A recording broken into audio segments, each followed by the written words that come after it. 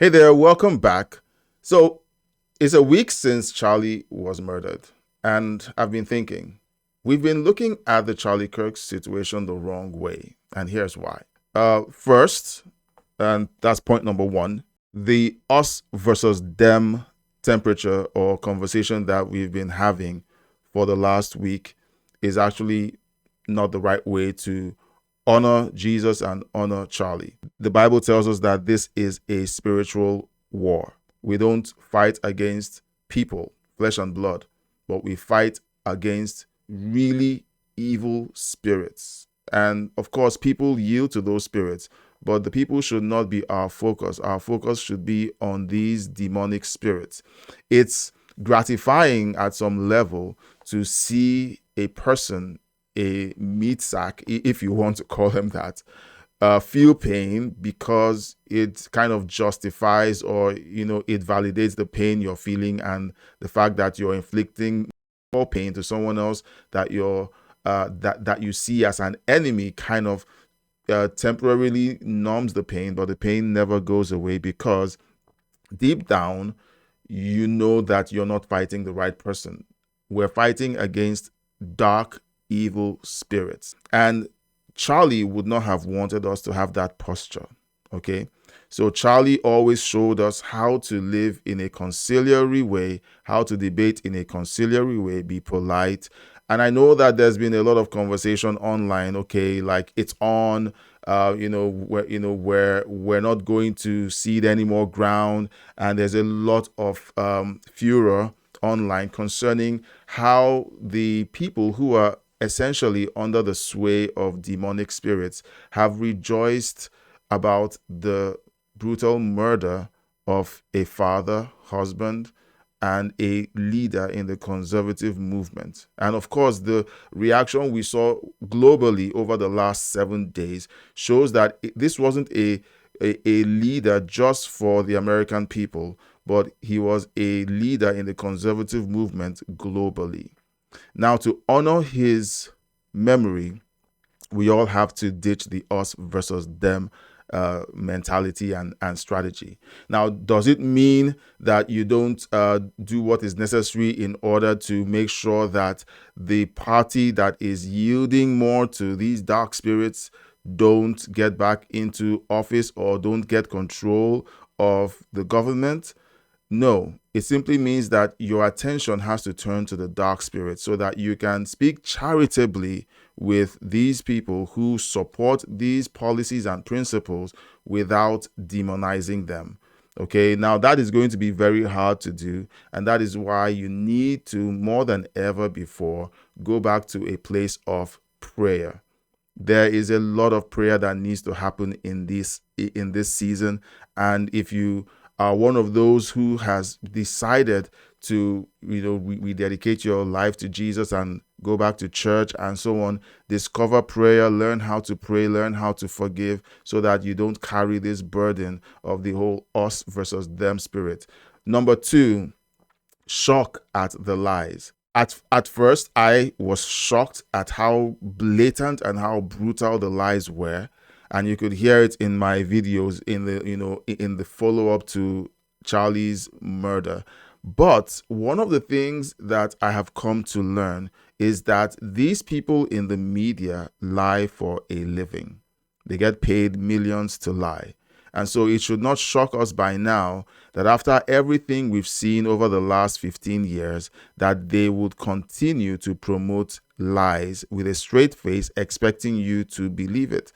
But beyond that, let's get real. Jesus was lied against. Now, I'm not equating Charlie Kirk to Jesus. For those of you who want to get up in arms and claim that I'm doing that, I am not.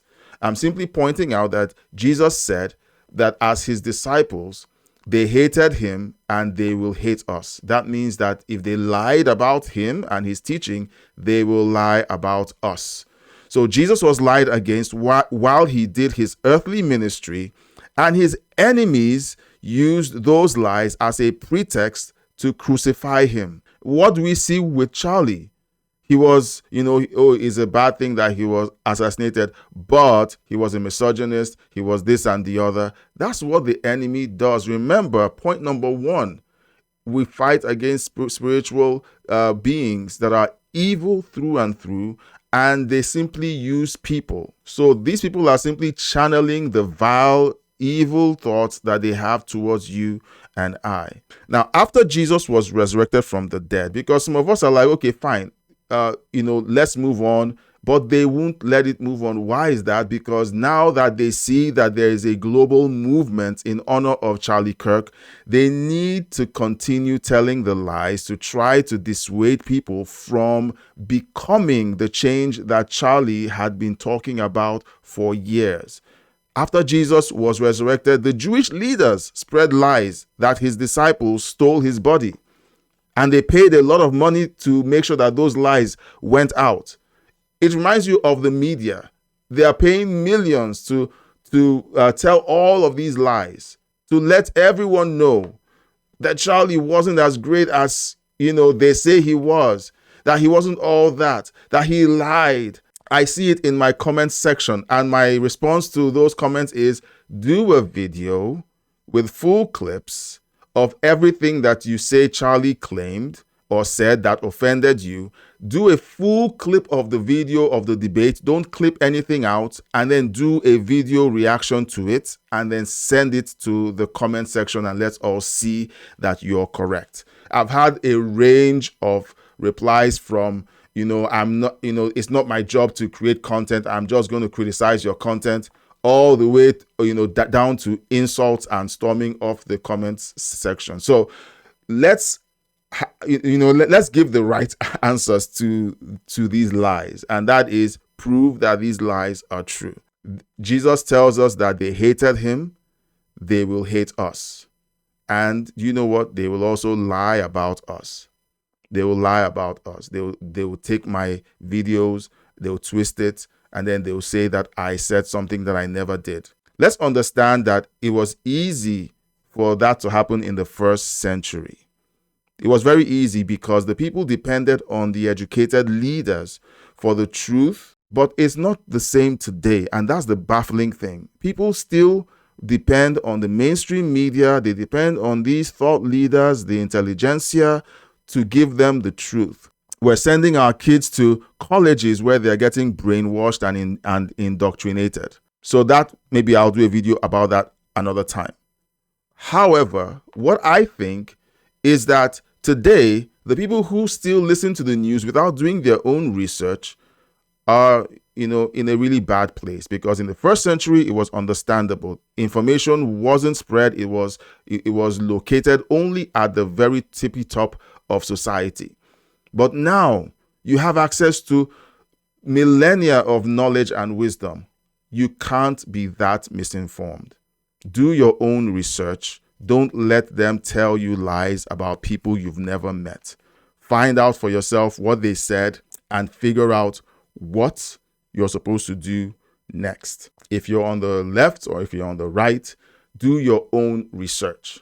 Number 3, we have to walk in forgiveness and purpose. Look, it's been 7 days, and 7 days is time enough to mourn. Yes, Charlie left behind a wife and children. They're going to carry that hole in their lives for the rest of their lives. We are going to continue to see that hole that Charlie left, and it's our job, it's our duty to fill it in our own way.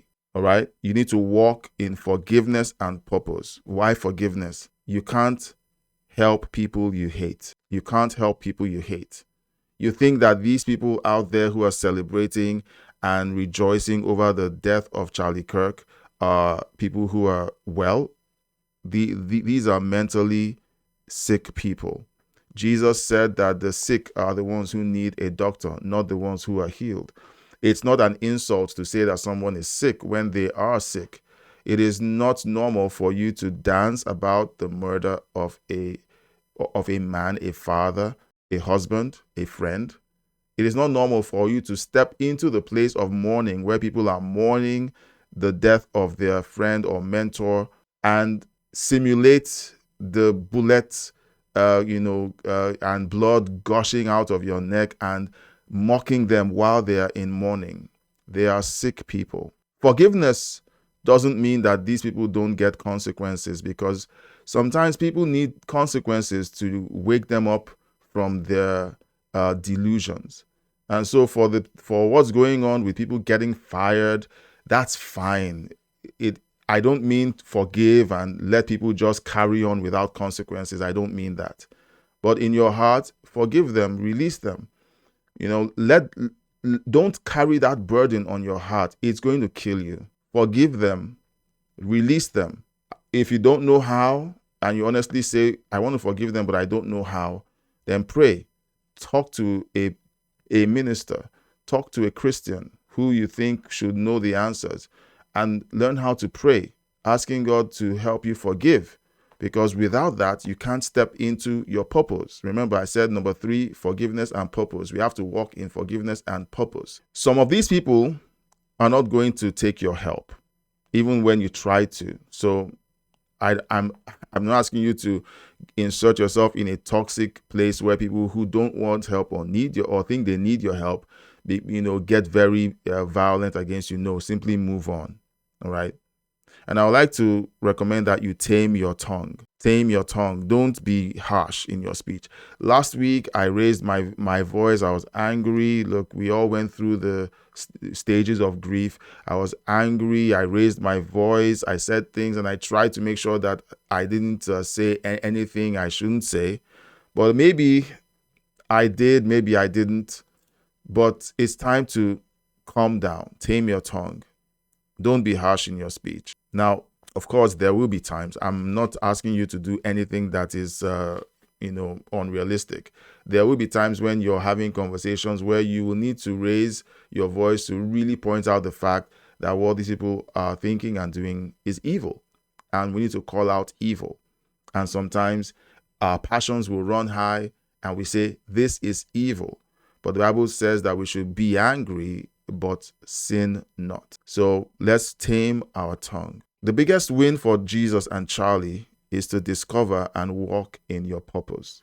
I've been talking about that for the last few days. You need to, if you feel like a fire was lit on the inside of you, you need to get up and honor Jesus and Charlie by entering into that purpose. You're not going to start where Charlie started. If you've watched videos about the beginnings of Turning Point, you will see that it had a small beginning. Everything big starts small. So get up and start walking in your purpose. If you feel you've woken up, it's time to do what God has called you to do. Everyone, like I go online and I see people saying, wow, something just came on me. I can't sleep. I'm restless. Don't use that energy for negative things. All right. Right now, I'm seeing a lot of us sending out, photos and links and screenshots of people who celebrated Charlie's death. It's time to get even more constructive with that passion. Discover what your purpose is. For some of you, the purpose is finding these people and getting them fired. Fine. I will not argue with that. But there is another thing that God may have for you. You need to discover that thing, and maybe you might even know what it is. Okay. You might know what it is. So sit in that thing and start doing it. Start driving that vehicle that you believe God has given you to drive, that purpose of yours. Start driving it. Don't let anyone stop you. Number 4, don't be in perpetual mourning. Don't stick to that place of mourning. I'm going to put on my video because someone said that they said that they wanted to be sure that this wasn't an AI video. So I'm going to put on my video at this point and then just continue. Okay.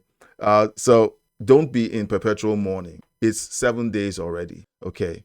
I'm not saying that we won't feel that hurt in our heart when because the news is going to carry the trial, the investigations. We're going to have creators still drilling down on what actually happened. There are answers that we still aren't satisfied with that are coming out, and there are people whose calling it is to put the feet of the authorities in the fire until they tell us the truth. Okay, maybe that's your calling. Go right ahead, but you have to be called to do that. You do have to be called to do that if you're going to take on the authorities. Okay, so don't be in perpetual mourning. It's time to get up and go. Decide to take off your mourning clothes and begin to live. Okay, begin to live. Make it a point that whenever you see these videos, because there's some of you who just found Charlie's videos and you're just watching them, and it's almost like every time you watch his videos, there's this well of grief that comes out of your soul. All right, it's time for you to just, let it go and just use those videos as fuel to run your purpose. Use those videos as inspiration. All right, don't stay in perpetual mourning. Live the purpose that you feel driven to live. If you've been politically activated, lean into it. Learn everything about the process. Okay, get involved in politics. Vote. Learn everything you need to learn about the political process. Don't be a normie anymore. A normie is someone who just likes to observe from the outside but doesn't know the ins and outs. That's who a normie is. Okay, you have to engage.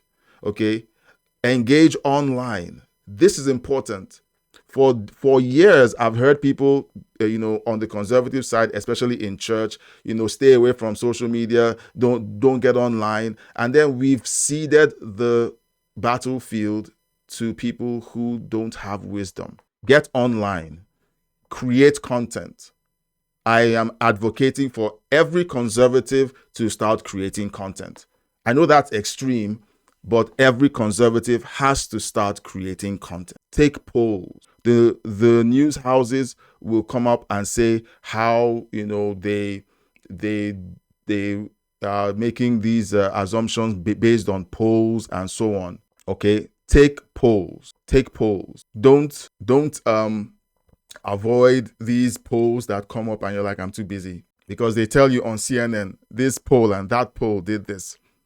And when you have people who lean left taking more of the polls, it seems like that's the truth. And most of these politicians work by the polls. They're like, okay, this is what is happening, and I will go ahead and cater to this crowd. Meanwhile, those are the fringe. Take polls. Let these decisions be made with you in consideration, with me in consideration. Then online, post comments. My comment section is filled with people who don't believe conservative value. Conservatives have to start engaging more. Post comments. Let people know your thoughts. Let people know that they are not, let those who believe things that don't make sense not believe that they are the majority. We are. Conservatives are the majority. If we weren't the majority, the human race would be extinct. Believe me. And then support your favorite content creator. This is important. All right. Find that person who's your favorite content creator, support them financially, support them with your views, support them with liking, sharing their content. Look, there are things coming out about the whole Charlie Kirk situation. And I'll just hint that it has to do with big donors. And honestly, it concerns me that that all the money that's required to do and spread the message like we need to, to do and spread the message, shouldn't be coming from individual single blocks of donors, because they can begin to determine what you say and what you shouldn't say. And that's why I've been calling for membership sign-ups. So please wait until the end of the video if you're a super fan for that call to action. Now, offline, when I've talked about online activity, offline, vote. Don't say you're tired or busy. Vote for local elections, school boards, everything from the ground up. Mayoral races, everything. Don't say, this is a blue city or blue state. Don't cede the ground anymore. You have to engage. You need to engage. You do events or attend events with conservatives. You need to do that. You need to get out there and engage, or at least go to church. At least do that. Go to church at least. But if you can attend other events, please do that. Take care of family, church and business. That's how you engage. Talk to your kids, educate your kids. Don't depend on the public school system or even the private school system that has been infiltrated by communists to raise your kids for you. Educate them yourself at home, have conversations, give them books to read. Ensure that your thumb is on the pulse of your children's ideologies. You're framing it around Christian values. It's important. I can't say more about this right now because the video is running too long. The biggest honor we can give to our dead loved ones is to live. We all loved Charlie. The biggest honor we can give to him is to live, and not to circle the drain and be angry, be vindictive, and get stuck in a cycle of mourning and anger and mourning and anger. That's what Satan wants. Get up, take off the mourning clothes, and live. It's been a week. It's time to move on. And when I say move on, not in dishonor of his name, but carrying his memory forward in constructive, powerful ways like the world has never seen. They think they've seen something, but the groundswell that is about to take off starting today, if you do the things that I'm asking you to do starting today, is going to change the world. So let me know what you think in the comments section as usual. Don't forget, you can support me by sending a super thank. A super thank is a tool that YouTube has given you to support creators like me that allows you to donate to the channel and to my content. And it's a simple thing. The button is right there, in the comments section. You can send a super thank, add some funding to it to donate to this video. If you feel like you want to work closer with a content creator like me, consider joining my membership. My membership includes certain perks like members-only videos. You get to see video content before everyone else, and so much more. Please use the link in the video description and in the pinned chat. I will be, engaging, having calls, and connecting with you, through that, so that we can actually have a deeper connection. And if you want to give some suggestions about topics that we could be talking about on this channel, that's where you can do that as well. Thank you so much for being a part of this video. And until next time, God bless you.